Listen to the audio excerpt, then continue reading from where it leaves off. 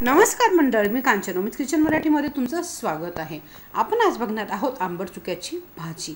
ही भाजी गरम गरम खाण्यासाठी खूप टेस्टी लागते। तुम्ही ही भाताबरोबर किंवा भाकरीबरोबर खाऊ शकता। व्हिडिओ शेवटपर्यंत बघा। चला तर रेसिपीला सुरुवात करूयात। मी आंबट चुक्याची भाजी घेतली आहे। अशा प्रकारे ही भाजी असते। ती स्वच्छ धुवून घेतलेली आहे। आता ही भाजी मी कापून घेणार आहे। ही भाजी थोडीशी आंबट असते चवीला। त्याचबरोबर इथे मुंगाची डाळ घेतली आहे। ती फक्त मी स्वच्छ धुवून घेतलेली आहे, भिजवलेली डाळ नाही आहे। आपण आता डाळ आणि भाजी एकत्र शिजवून घेणार आहोत। आता ही डाळ आणि भाजी मी कुकरमध्ये टाकलेली आहे। त्यात टाकत आहे मी 4 ते 5 हिरव्या मिरच्या। ह्या भाजीमध्ये आपण एक्स्ट्रा कोणतेही मसाले वापरणार नाही आहोत, त्यामुळे मिरच्या ह्या बऱ्यापैकी ॲड करायच्या आहेत। आणि त्यात टाकणार आहे थोडंसं पाणी आणि ही भाजी आपण शिजवून घेणार आहोत। 1-2 शिट्टे घेऊयात ले आहेत। आणि जी भाजी आहे ना ती आपली छान शिजलेली आहे। आता ही भाजी मी विस्करणे अशी थोडीशी घोटून घेणार आहे। ह्या प्रकारे तुम्ही रवीने सुद्धा ही घोटू शकतात।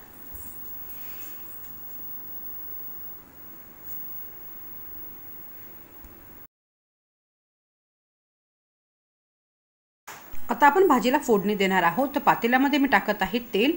तेल गरम झालं आहे, त्यात टाकत आहे शेंगदाणे आणि शेंगदाणे चांगले गोल्डन ब्राऊन होईपर्यंत फ्राय करून घेणार आहोत।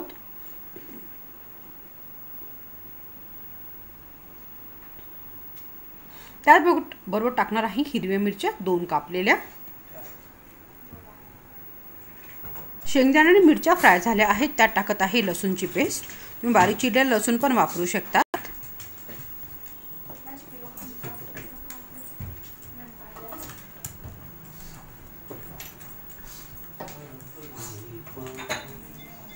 रेडी झालेले आहे।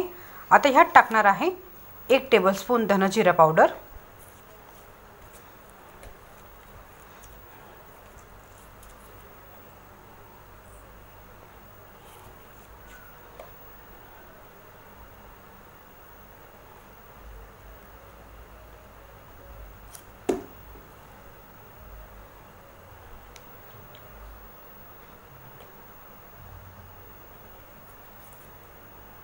आणि आपली घोटलेली भाजी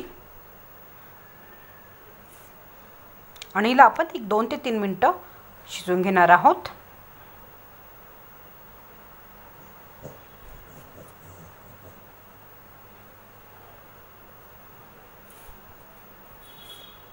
चवीनुसार मीठ।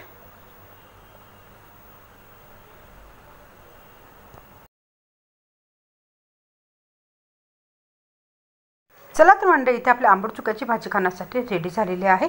गरम गरम ही भाजी पिण्यासाठी पण खूप टेस्टी लागते। तुम्ही रेसिपी घरी जरूर ट्राय करा आणि तुमचे अनुभव माझ्यावर शेअर करा।